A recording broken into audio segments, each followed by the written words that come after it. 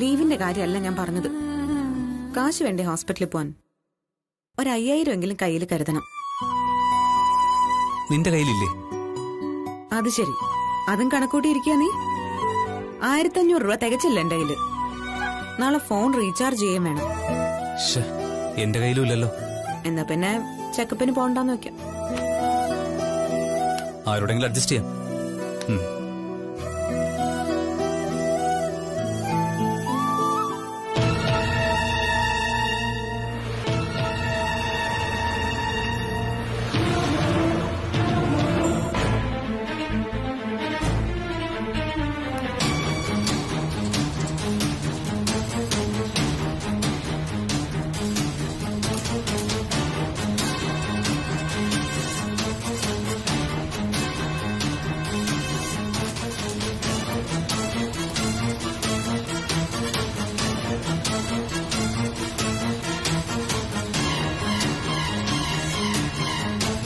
കഴിഞ്ഞ ദിവസങ്ങളിൽ നീ പൈസ ഒന്നിനും എടുത്തില്ലല്ലോ.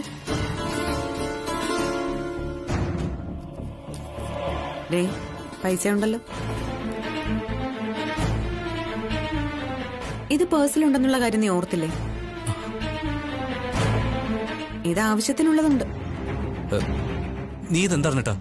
ഇതെന്റെ കാശല്ല. പിന്നെങ്ങനെ നിന്റെ പേഴ്സിൽ വന്നു? അത് ഓഫീസിലെ പണ. ഇന്നലെ അക്കൗണ്ട്സ് നേരത്തെ ക്ലോസ് ചെയ്തു. ഇന്ന് രാവിലെ ചെന്നാലൂടെ നടക്കണം. ഇങ്ങതാ. നീ എന്തിനാ ആവശ്യമില്ലാത്തൊക്കെ തപ്പുന്നത്? ശരി, ഞാൻ പോവാ.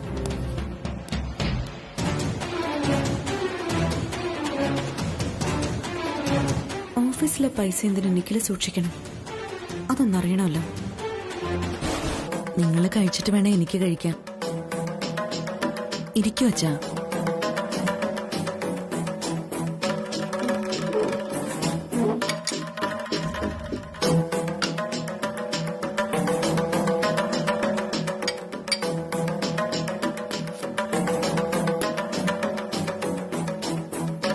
മതി. ഒന്നും കൂടെ കഴിക്കാ. വേണമെങ്കിൽ പിന്നെ വാങ്ങിക്കാവല്ലോ.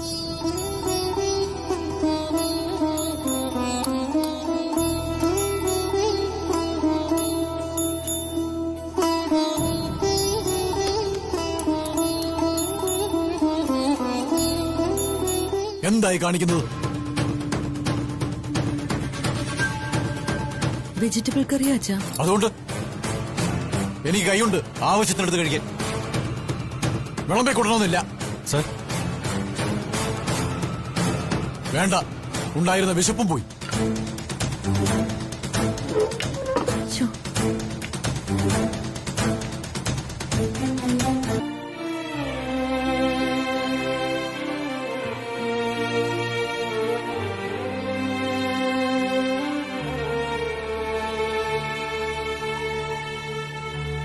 അച്ഛാ,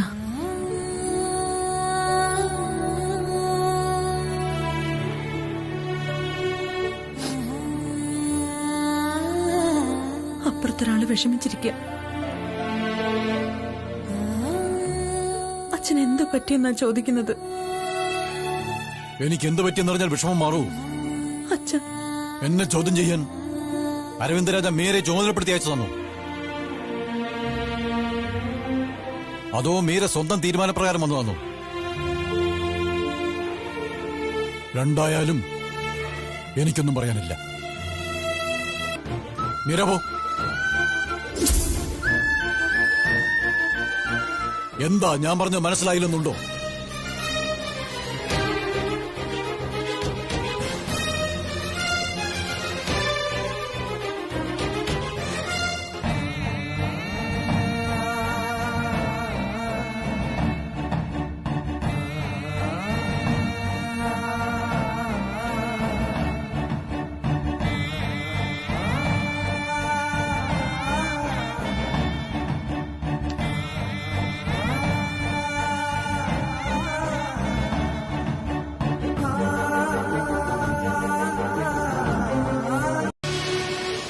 ഞാൻ പറഞ്ഞ ആ വാക്കാണ് പിന്നെയും നാവിൻ തുമ്പിൽ വരുന്നത്. Paying guest.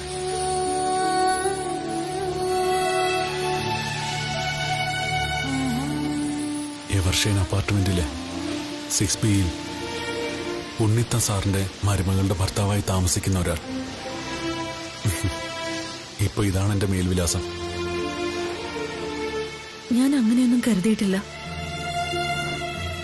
പക്ഷെ ഫലത്തിൽ അതാണ് മീര സംഭവിക്കുന്നത്.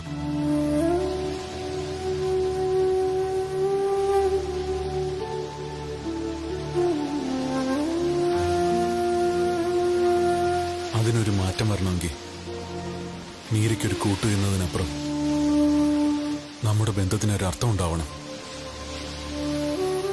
എനിക്ക് നിങ്ങളുടെ കുടുംബത്തിൽ എന്റേതായ വേരുകൾ വേണം. ഞാൻ മീരയുടെ ഭർത്താവ് മാത്രമായ പോരാ, തന്റെ ഒരു കുഞ്ഞിന്റെ അച്ഛനും ആവണം.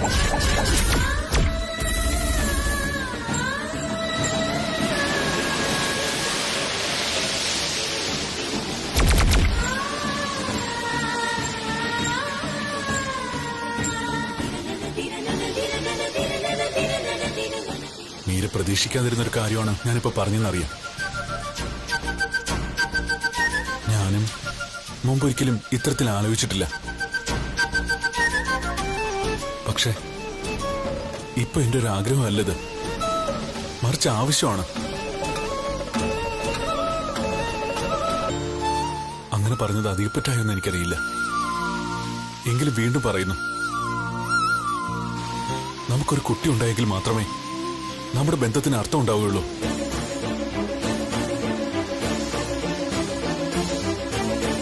തീരുമാനിക്കേണ്ടത് മീരയാണ്. അതിനുള്ള സ്വാതന്ത്ര്യ അവകാശവും മീരയ്ക്കുണ്ട്.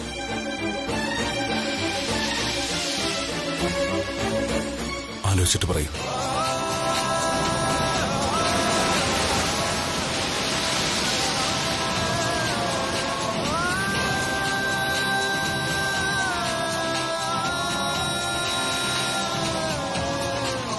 മീര,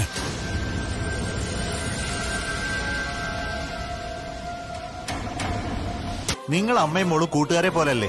മീര നിന്നോടൊരു കുസൃതി പറഞ്ഞായിരിക്കും. അല്ല പപ്പൂസ,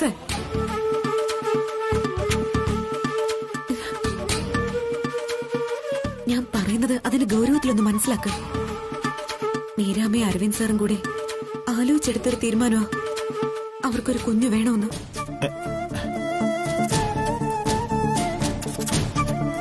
അമ്മ എത്ര എക്സൈറ്റ്മെന്റോട് കൂടിയാണെന്നോ എന്നോട് ഇക്കാര്യം പറഞ്ഞത്. മോളെന്ത് മറുപടി പറഞ്ഞു? ഞാൻ എന്ത് പറയാനാ?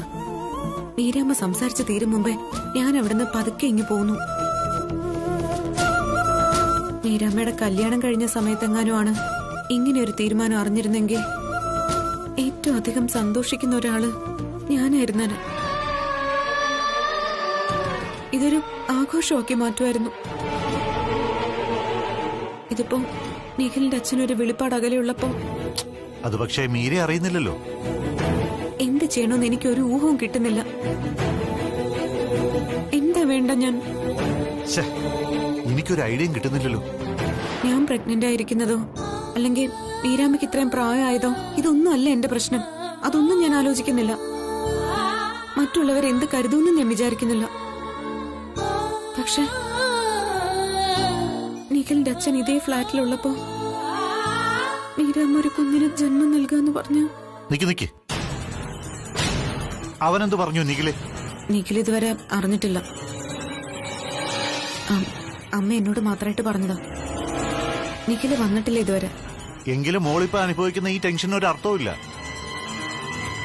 രാജയുടെ മീരയുടെ ഈ തീരുമാനത്തെ നിഖിൽ എതിർക്കും, അതിശക്തമായിട്ട് എതിർക്കും. അവൻ ഈ കാര്യം അംഗീകരിച്ചു കൊടുക്കുമെന്ന് നിനക്ക് തോന്നുന്നുണ്ടോ? അതിപ്പോ ഇല്ല, എനിക്ക് ഉറപ്പാണ് നിഖിൽ അംഗീകരിച്ചു കൊടുക്കില്ല. നിഖില് സമ്മതിച്ചു കൊടുക്കുന്ന പ്രശ്നമില്ല. അല്ലെങ്കിൽ നീ നോക്കിക്കോ. അതുകൊണ്ട് സമാധാനമായിട്ടിരി കേട്ടോ.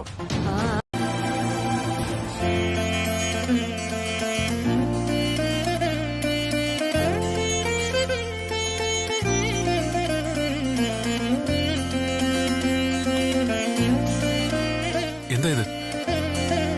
മധുരമാണ്.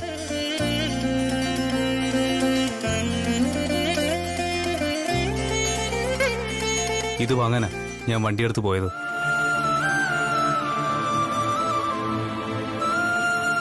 I am extremely happy.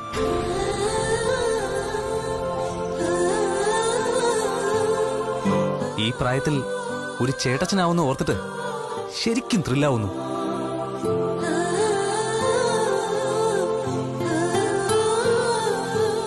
സത്യം ഞാൻ പറയുന്നത്, എനിക്ക് സന്തോഷമായി. എന്ത് സന്തോഷം!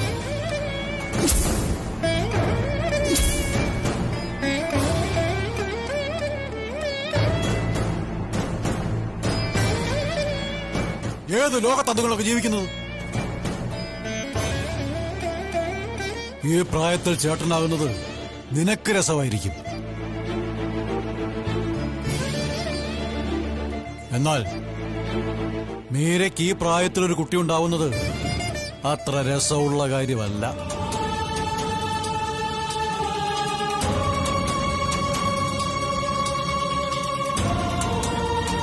മുത്തശ്ശ, അതിന് ഞാൻ നിഖിൽ ഇക്കാര്യത്തിൽ ഇടപെടണ്ട. നിനക്ക് പ്രായത്തിൻ്റെതായ പക്വതയില്ല, വിവരവുമില്ല.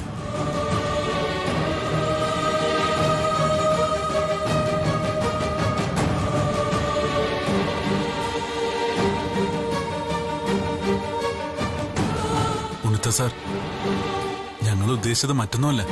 ഉദ്ദേശിച്ചത് എന്തെന്നല്ല, തീരുമാനിച്ചത് എന്താണെന്നാണ്. അതിലാണ് കുഴപ്പം.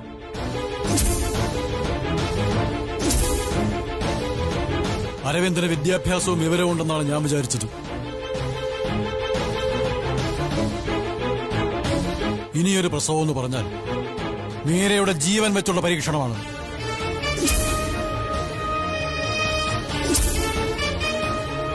അരവിന്ദന്റെ തീരുമാനമാണിതെങ്കിൽ ഞാൻ എതിർക്കുന്നു, ശക്തമായി എതിർക്കുന്നു.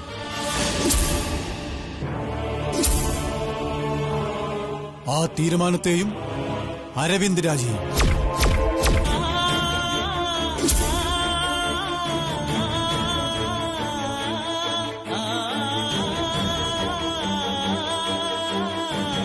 എന്റെ തീരുമാനത്തെ മറികടക്കാനാണ് ഭാവമെങ്കിൽ പിന്നെ ഞാനിവിടെ ഉണ്ടാവില്ല.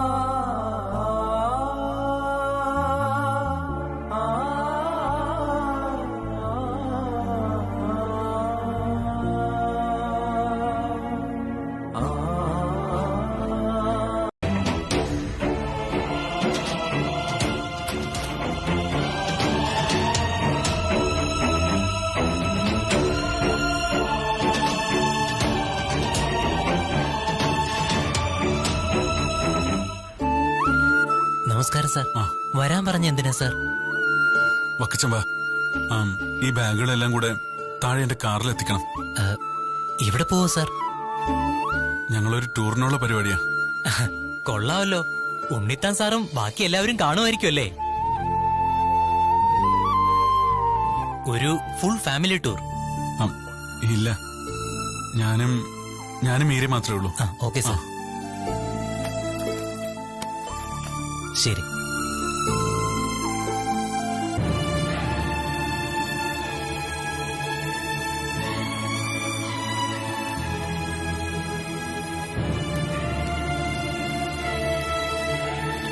ഇതെന്താ? ടൂറ്. ടൂറോ?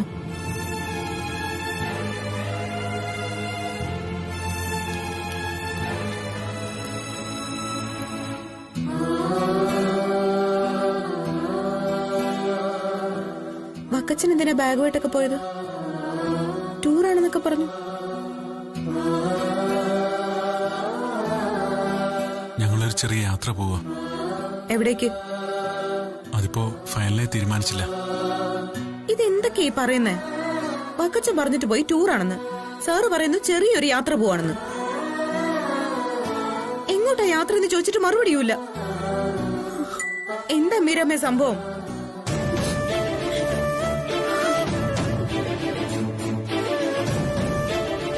ഇതെന്താ ആരും ഒന്നും മിണ്ടുന്നില്ലേ? നിങ്ങൾ ഇതൊക്കെ പാക്ക് ചെയ്ത് എവിടെ പോവാണെന്നൊന്ന് പറ.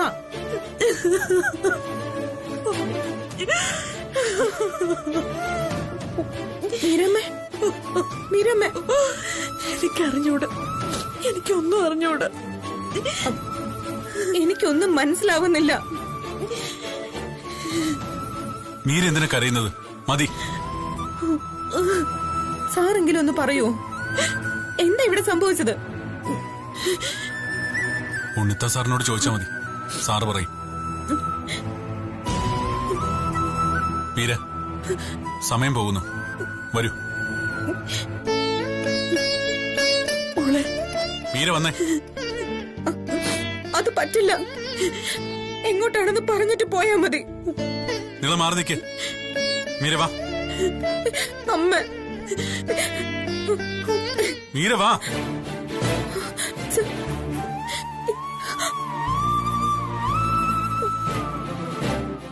മീര വാ.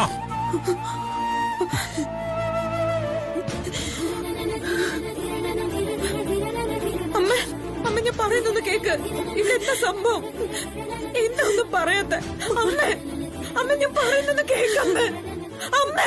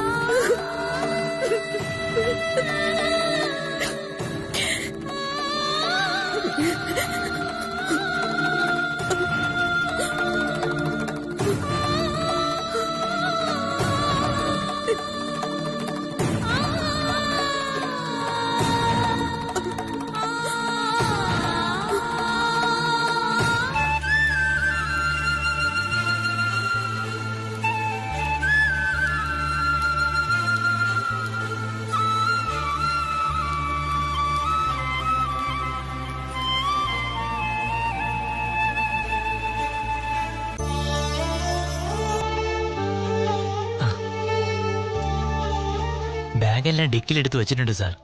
ഓക്കെ.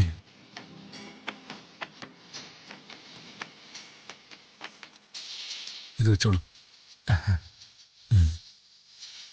ടൂറ് കഴിഞ്ഞ് എന്നാ സാർ വരുന്നത്?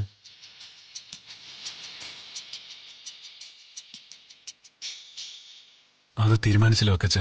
ഓ ശരി. രാഗിണിക്ക് ഇപ്പൊ ഇവിടെ ഒന്ന് കണ്ടിട്ട് എന്താ തോന്നുന്നേ? ഞാനും അമ്മയും തമ്മിൽ അടിയാണോ? ആരാ ഈ വാർത്ത രാഗിണി അറിയിച്ച? ആരാണെന്ന് മറന്നുപോയി. എന്നല്ലേ ആരാണെന്ന് ഓർക്കുമ്പോ അതിനുള്ള മറുപടി ഞാൻ പറഞ്ഞുതരാം. തൽക്കാലം ഇവിടെ ഒരു പ്രശ്നവുമില്ല. പ്രശ്നം ഉണ്ടാവുമ്പോ അറിയിക്കാമെന്ന് ആ പാർട്ടിയോട് പോയി പറഞ്ഞു കൊടുക്ക.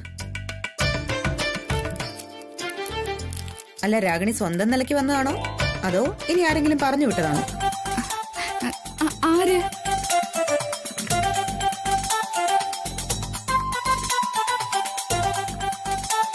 അമ്മ എന്റെ മുടി ചെയ്യിക്കേ. ചുമ്മാ ഓരോന്ന് പറയാ.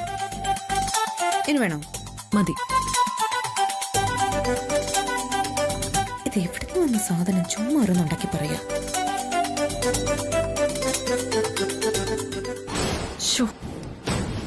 അകത്തേക്ക് പറഞ്ഞു വിട്ട രാഗിണിയെ കാണുന്നില്ലല്ലോ. ഇനി ഇവള് മീരയായി ചേർന്ന് എന്റെ കുറ്റം പറഞ്ഞോണ്ടിരിക്കുക. എന്തായി രാഗിണി? ഞാൻ ചമ്മി. അതെന്തിന്? ഞാൻ ചെന്നത് എന്തോ ദുരുദ്ദേശം വെച്ചാണെന്ന് നിളയ്ക്ക് പിടികിട്ടി. ഓ, എങ്കിലേ അമ്മായിയമ്മയും മരുമോളും കൂടെ ഇടഞ്ഞു നിന്നപ്പോഴായിരിക്കും നീ ചെന്നത്. അവരുടെ ഇടയ്ക്കുള്ള ഉടക്ക് നീ കണ്ടോ എന്നുള്ള ടെൻഷൻ ഉണ്ടായി കാണുന്നിളക്കി. അത് തന്നെ കാര്യം. അങ്ങനെയൊന്നുമല്ല, അവര് തമ്മിൽ ഉടക്കൊന്നുമില്ല. ഞാൻ ചെല്ലുമ്പോ മീരേച്ചി നിളയുടെ മുടി ചീകിക്കൊണ്ടിരിക്കുവായിരുന്നു. ഏയ്, അത് ചിലപ്പോ ആക്ടിംഗ് ആയിരിക്കും. അവര് മാത്രം ഉള്ളപ്പോ ആരെ കാണിക്കാൻ ആക്ട് ചെയ്യുന്നത്? അതൊക്കെ പോട്ടെ, ഞാൻ തന്ന ചോക്ലേറ്റ് കൊടുത്തോ? സ്പെഷ്യൽ ചോക്ലേറ്റ് നിളയ്ക്കാനാണല്ലോ കൊടുത്തേ. അങ്ങനെയല്ലേ വിമല പറഞ്ഞത്? എന്നിട്ട് അവളത് കഴിച്ചോ? കഴിക്കുകയും ചെയ്തു. അയ്യോ, എന്താ മിഠായിയുടെ പ്രത്യേകത? അതെ, അതിൽ എന്താ ഇവിടെ രഹസ്യം പറച്ചില്? ചുമ്മാ ഞാൻ രാഗിണിയെ കണ്ടപ്പോഴേ ഒന്ന് സംസാരിച്ച് നിന്നുപോയതാ. അല്ല, എന്തോ പ്രത്യേകതയുള്ള മിഠായിയുടെ കാര്യം പറയുന്നത് കേട്ടല്ലോ. അതോ ഉദേട്ടാ, ഈ രാഗിണിയുടെ അമ്മാവനെ ഒരു ചോക്ലേറ്റ് കമ്പനി തുടങ്ങാൻ പോകുന്നു. ആ, അത് നല്ല ഐഡിയ. ക്ലച്ച് പിടിച്ച നേട്ടം ഉണ്ടാവും. നമ്മുടെ നാട്ടിൽ പക്ഷേ ഇത്തരം കമ്പനികൾ വേര് പിടിക്കാൻ വലിയ ബുദ്ധിമുട്ടാ. അയ്യോ, നമ്മുടെ നാട്ടിലല്ല, അങ്ങ് സിംഗപ്പൂരിലെ അമ്മാവന്റെ ചോക്ലേറ്റ് കമ്പനി അല്ലേ? അതെ. കുട്ടിയെങ്കിലും എങ്ങനെയുണ്ട് മേധ? കുഴപ്പമില്ല, ബെഡ് റെസ്റ്റില്ല. കുട്ടിച്ചേട്ടൻ എന്ത് പറ്റി? അതെ, അച്ഛന്റെ സ്കൂട്ടർ സ്കിഡ് ചെയ്തതാ.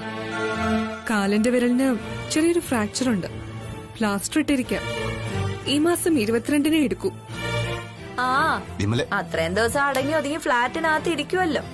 ഇത് കേട്ടാലേ അച്ഛൻ കാരണം വിമലയ്ക്ക് എന്തോ ബുദ്ധിമുട്ടുണ്ടായെന്ന് തോന്നുന്നു. അയ്യോ, എനിക്കില്ലെങ്കിലുവേ ഈ പല ഫ്ലാറ്റിലും ഉള്ളവർക്കേ അങ്കിള് ചെറിയ ബുദ്ധിമുട്ടുകൾ ഉണ്ടാക്കിയ ചരിത്രമൊക്കെ ഉണ്ട്. നിനക്ക് കേൾക്കണോടി?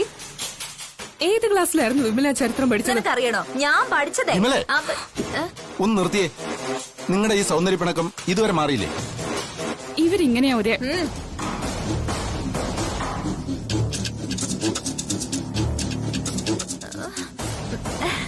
ഉദേട്ടാ, ഞാൻ ചുമ്മാ മേധയെ ചൂടാക്കാൻ വേണ്ടി ചില തമാശയൊക്കെ പറയുന്നല്ലേ.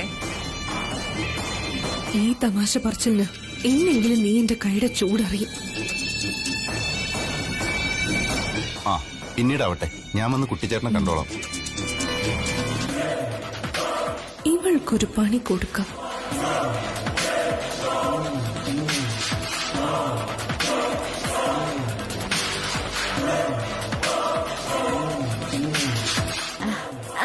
ഉദേട്ടമ്പാ, നിങ്ങളുടെ പ്രിൻസേട്ടൻ പിന്നെ വന്നില്ലേ വിമലെ?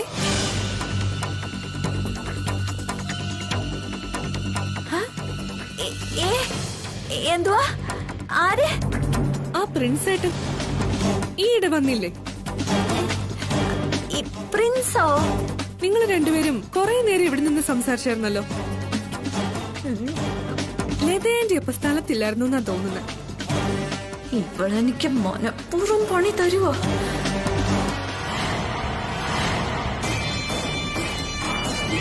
ഏത് പ്രിൻസിന്റെ കാര്യമാ മേധ പറയുന്നത്? അത് ഉദേട്ടാ, പിന്നെ എന്നോടൊരു വല്യച്ഛന്റെ നിളയ്ക്ക് എങ്ങനെയുണ്ട്? അത്ര കുറവൊന്നും പറയാറായിട്ടില്ല. ആശുപത്രി കൊണ്ടുവന്നതിലും കൂടുതലാണോ? അല്ല, ഇപ്പൊ വയറുവേദന ഇല്ലല്ലോ? വേദന കുറവുണ്ട്. ഒരാപത്തും വരില്ല. ഞാൻ നന്നായി പ്രാർത്ഥിക്കുന്നുണ്ട്. ഉണ്ണിയേട്ടൻ വെറുതെ ടെൻഷൻ അടിക്കരുത് കേട്ടോ. ശരി.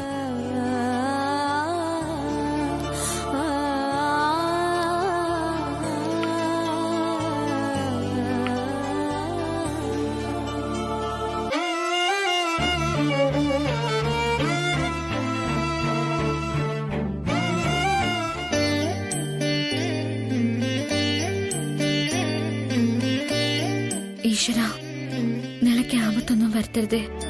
അമ്മയ്ക്കും കുഞ്ഞിനും ഒരു കുഴപ്പം ഉണ്ടാവരുതേ.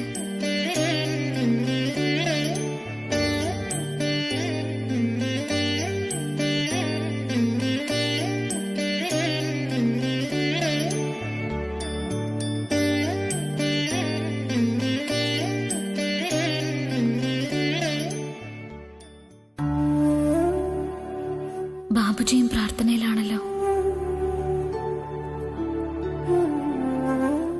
നിളയ്ക്ക് വേണ്ടി പ്രാർത്ഥിക്കായിരുന്നു.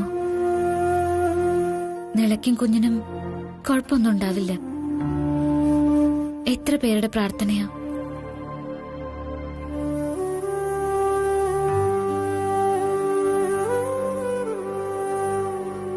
ബാബുജിക്ക് ഇങ്ങനെയുള്ള ശീലങ്ങളൊന്നും പതിവില്ലാത്തതാണ്. സ്വന്തം മകന്റെ കുഞ്ഞും അതിന്റെ അമ്മയുമാണ് ആശുപത്രിയിലെന്ന് ആ മനസ്സിൽ എവിടെയോ ഒരു തോന്നലുണ്ടായിരിക്കും.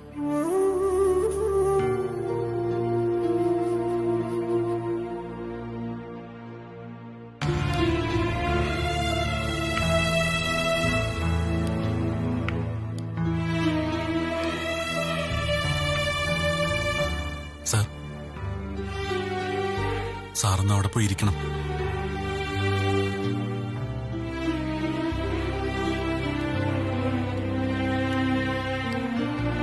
ഉണ്ണിത്ത സാറിനോട് പറയൂ അവിടെ ഒന്നിരിക്കാൻ.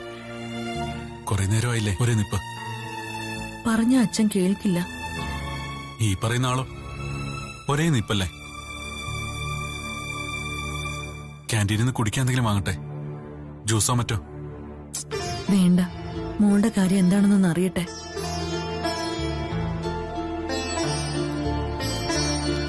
എത്ര നേരം വെച്ച് ഇങ്ങനെ കാത്തിരിക്കുന്നത്? ഇവരാണെങ്കിൽ ഒന്നും പറയുന്നില്ല.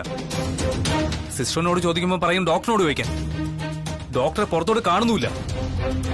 വേറെ എവിടെയെങ്കിലും കൊണ്ടുപോയാൽ മതിയായിരുന്നു. അടുത്തുള്ള നല്ല ഹോസ്പിറ്റൽ ഇതല്ലേ. ഞാൻ കയറി ചോദിക്കാൻ പോവാ. നിഖിൽ, എന്താ നിഖിലെ കാണിക്കുന്നത്? അവൾ ICUലല്ലേ, അങ്ങനെ കയറി ചോദിക്കാൻ പറ്റുമോ? എങ്കിലും ഒരു പേഷ്യന്റിന്റെ വിവരം നമ്മളെ അറിയിക്കണ്ടേ?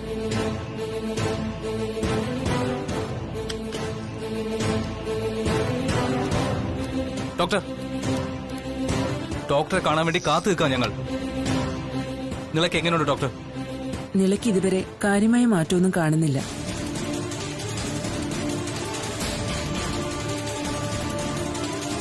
ഒന്ന് രണ്ട് തവണ ഒമിറ്റ് ചെയ്തു.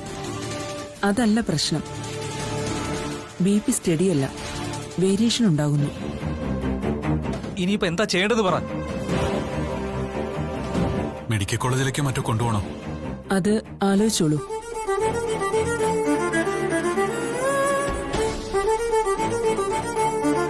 ഏതെങ്കിലും സൂപ്പർ സ്പെഷ്യാലിറ്റി ഹോസ്പിറ്റലിലേക്ക് പോയാലും നല്ലതാണ്. അമ്മയും കുഞ്ഞിനെയും രക്ഷിക്കണ്ടേ? അപ്പോ അത്ര സീരിയസ് ആണെന്നാണോ ഡോക്ടർ പറഞ്ഞു വരുന്നത്? അങ്ങനെയല്ല. പിന്നെങ്ങനെയാ? ഇത് പറയാനാണോ നിങ്ങൾ ഇത്ര നേരം ഞങ്ങളെ വെയിറ്റ് ചെയ്യിപ്പിച്ച? നേരത്തെ ചോദിച്ചാ വേറെ എവിടെയെങ്കിലും കൊണ്ടുപോട്ടെ എന്ന്. അപ്പൊ സമ്മതിച്ചില്ല. നിഖിൽ, പിന്നെങ്ങനെ പറയാതിരിക്കും? ഇതാണോ ഇവരുടെ ഉത്തരവാദിത്വം? നിളയുടെ അസുഖം എന്താണെന്ന് ഇവർക്ക് ഇതുവരെ പിടികേറ്റി കാണില്ല. അതാ നമ്മളോടൊന്ന് പറയായിരുന്നത്.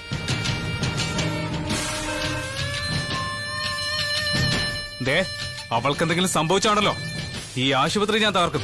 ഞങ്ങളുടെ മിസ്റ്റേക്ക് അല്ല നിഖിൽ. മിസ്റ്റേക്ക് പറ്റിയത് ഞങ്ങൾക്കാ. അവൾ ഇവിടെ കൊണ്ടുവന്നുപോയി. Cool down Nikhil, cool.